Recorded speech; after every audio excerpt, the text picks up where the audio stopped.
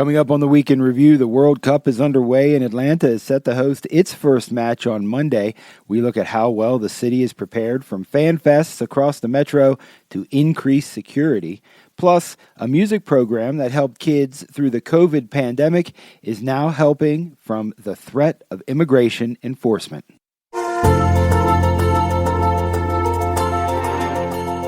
This is WAB's Week in Review, the show where we look back the last few days of stories from your WAB News team. I'm Alex Helmick, managing editor of WAB News. Coming up, a Buford Highway-based youth orchestra is having its year-end performance this weekend. I always had this dream of having a Latino orchestra. In about 10 minutes, we'll give you front row center seats for one of the orchestra's final practices before the big show. First up, though, Atlanta's first World Cup match is on Monday. But the city is already celebrating as fanfests around the metro project live games from other World Cup cities. WAB spoke with fans at Centennial Olympic Park during the first match earlier this week, Mexico versus South Africa. We come to party and celebrate the grand opening of the festival of the World Cup. I see a lot of my people, a lot of community. Everybody's having a great time. The love for the game is amazing. I feel like it brings so many people together, regardless of your race, gender. It's the love for football, man! That was Boise Young, Carla Grimaldo Torres, and Alma Mendoza at the Centennial Olympic Park for the World Cup Fan Fest. So, as Atlanta is set to host its first match on Monday, the city is rolling out a new safety team. WABE's Shemaine Cruz had more from the Atlanta Police Department's Joint Operations Center. Mayor Andre Dickens says residents and visitors will see nightlife ambassadors in bright orange shirts around the entertainment and nightlife districts. They'll be offering directions, providing safety escorts, assisting with minor concerns, and helping people with city services. Dickens calls them one of the city's greatest additions. Because we have an outstanding nightlife and we want everybody to know how to, make sure that they're safe, but also to have a great experience there. The pilot program is starting with 12 ambassadors who will be out every night of the month-long event. This comes after one person was killed and 20 others wounded in a mass shooting along the Edgewood corridor last year. The city has since been working to install new lighting, enforce stricter zoning, and increase police presence during peak hours. Now, with eyes from around the globe on Atlanta, Dickens says, "We are ready because we invested. We are ready because we planned. We are ready because thousands of professionals across Atlanta and the region locked arms and spent years working to prepare for this moment." He also confirmed the city has received the millions promised from the federal government for police overtime during the tournament. Shemaine Cruz, WABE News. And MARTA leaders say they're upping staffing and bringing in supplemental law enforcement from around Georgia to keep riders safe during the upcoming World Cup matches.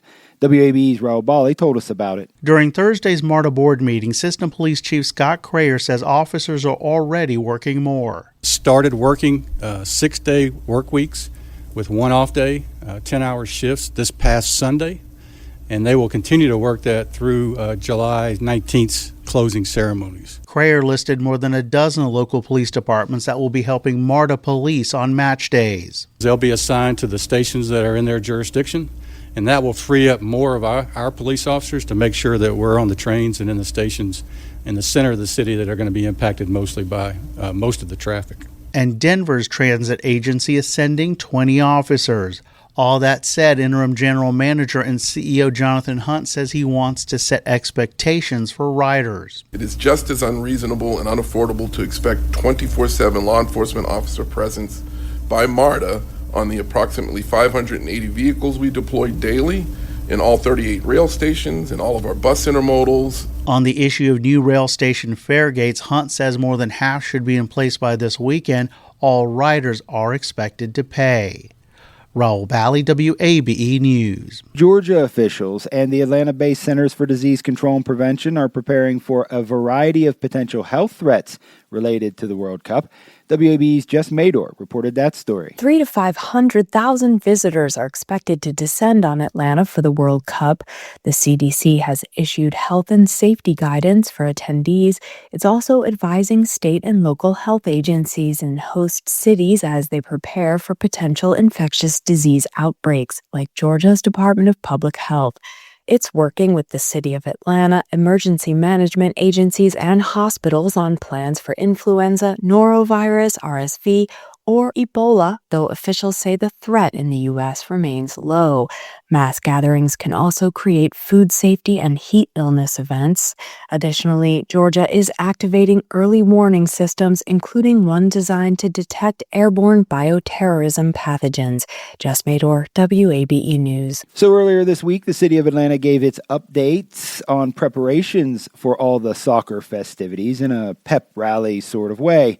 WAB's Marlon Hyde was there. Sneakers squeak as kids run around kicking soccer balls, like 9-year-old Brave Lambert. My favorite part about today is soccer because it's a fun activity and a good sport for me. Inside the C.T. Martin Recreation Center on Atlanta's west side, city leaders invited the community to celebrate the upcoming World Cup. Atlanta's Mercedes-Benz Stadium will host its first match on June 15th. The city's mayor, Andre Dickens, says after years of planning, we are ready. By Atlanta's first match, ATL-DOT will have resurfaced more than 24 miles of streets, restriped 200 intersections, installed 150 new streetlights, and repaired 14 miles of sidewalks. As the city prepares for hundreds of thousands of visitors, Dickens adds that the airport has undergone several improvements to help travelers navigate. Meanwhile, some communities will see new FIFA-themed murals go up that Dickens says will celebrate the culture of Atlanta. The World Cup is bigger than just 8 matches, you guys. It's an opportunity for a young person in Atlanta to see new possibilities. It's an opportunity for a small business to reach new customers. Officials expect the World Cup to generate significant economic activity. Lamar Stewart with Showcase Atlanta says its business directory is ready to go. It's designed to connect international visitors to the city's entrepreneurs. And now we have over 2,000 local businesses signed up. And that includes over 900 Black-owned businesses, over 700 women-owned businesses. In addition, during the World Cup, several free concerts and fan festivals are planned around the city. Marlon Hyde, WABE News. And Atlanta's soccer team, Atlanta United, is hosting the Uzbekistan national team throughout the 2026 FIFA World Cup, the only national squad to make ATL its home base. WAB's Julian Virgin spoke with the team's fans who are eager to see their country compete on the world stage. Babur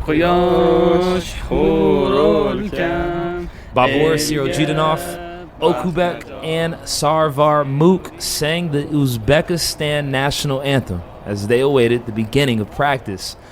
The family traveled from Nashville to support the White Wolves, Uzbekistan's national team, which qualified for its first ever FIFA World Cup. The whole nation was waiting for this World Cup for like 34 years, basically, from our beginning of our journey as a independent country. Uzbekistan, located in Central Asia, has a population of more than 38 million people.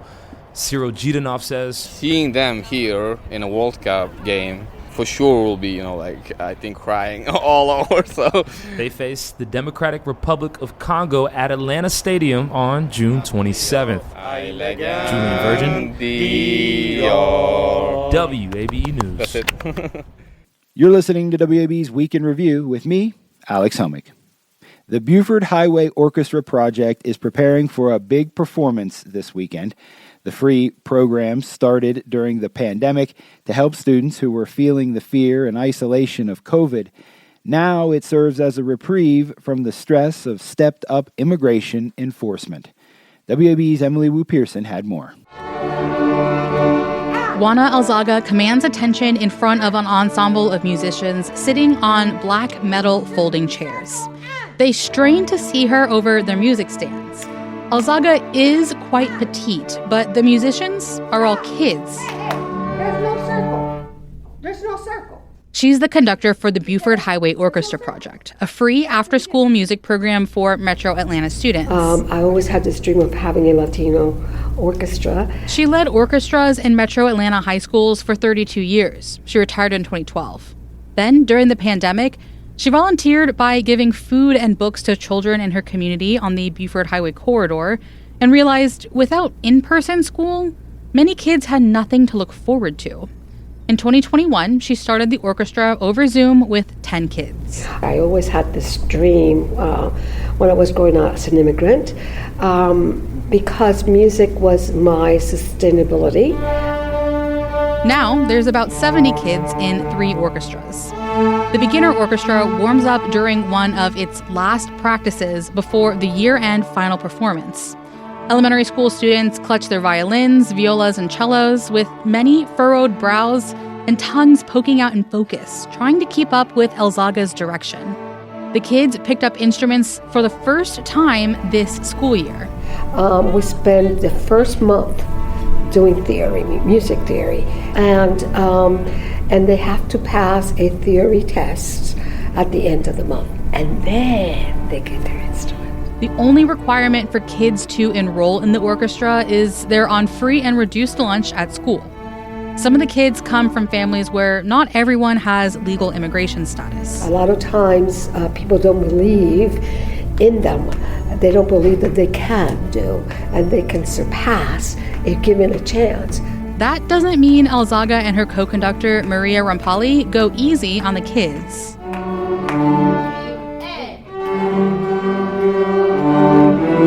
Stop. Where are having the violence? Guys, I'm disappointed. Elzaga holds these young musicians to high standards because she says she knows what they're capable of. At the end of their first year, they'll have to audition to continue.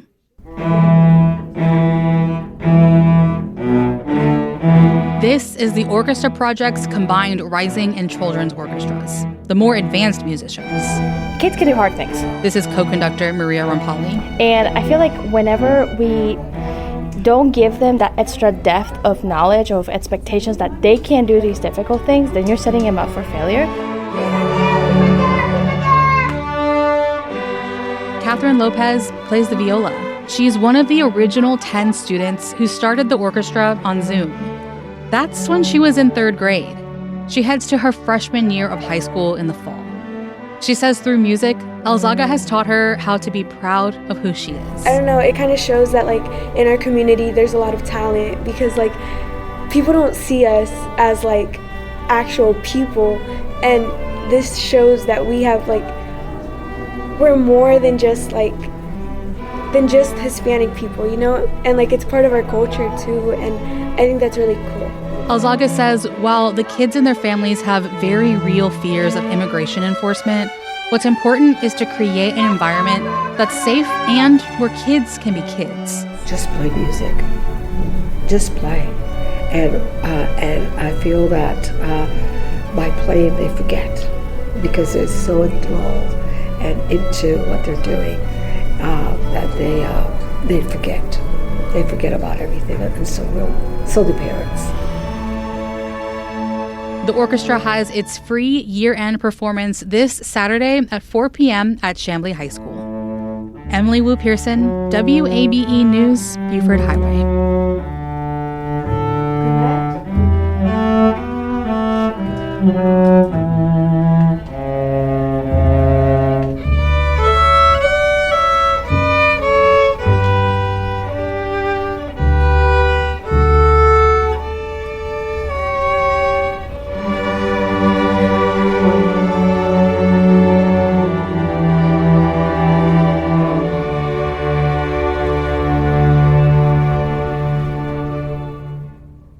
And finally today, this summer, WABE is looking at the 250th anniversary of the country through an Atlanta lens. We're visiting local museums to learn how objects in their collections help tell our nation's story. WABE's Molly Samuel took us to the Center for Puppetry Arts, home to the world's largest collection of Jim Henson puppets. A diva, brash and beautiful, Miss Piggy. Here she is in all of her glory. Jill Nash-Malul is the museum director at the Center for Puppetry Arts. This particular Miss Piggy from the movie Muppet Treasure Island is especially fabulous. Wearing a literal feather boa. The character was originally designed by Bonnie Erickson, who also helped develop the galleries here in the museum. Nash-Malul says Miss Piggy was named in honor of the singer Peggy Lee.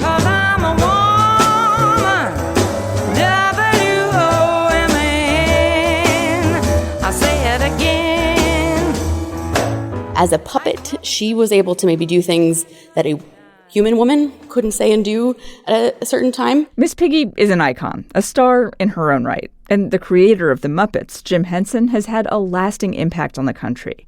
The Muppets are solidly part of our pop culture. Sesame Street educated generations of American kids. And Nash-Malul says Henson's influence continues. He developed an entire way to make creatures, which has gone into the way that we make films and practical effects, even all the way up to today. In terms of Miss Piggy, Nash-Malul says she's relatable. She wants to be noticed, but she's also insecure. I think that's why people really see Piggy and they're drawn to her and want to be part of her world. Though hopefully not to emulate her, at least when it comes to her tendency to karate chop her friends. Molly Samuel, WABE News. And you can see more of our US 250 coverage at wabe.org/US250. That's all for the show this week. My thanks to the WABE News team for all the great work. You can get more at wabe.org. And don't forget, runoff election day is Tuesday, June 16th. Check out our wabe.org/2026 election page for polling locations, candidate breakdowns, and much, much more. I'm Alex Helmick. Thank you for supporting WABE News and listening to the Week in Review.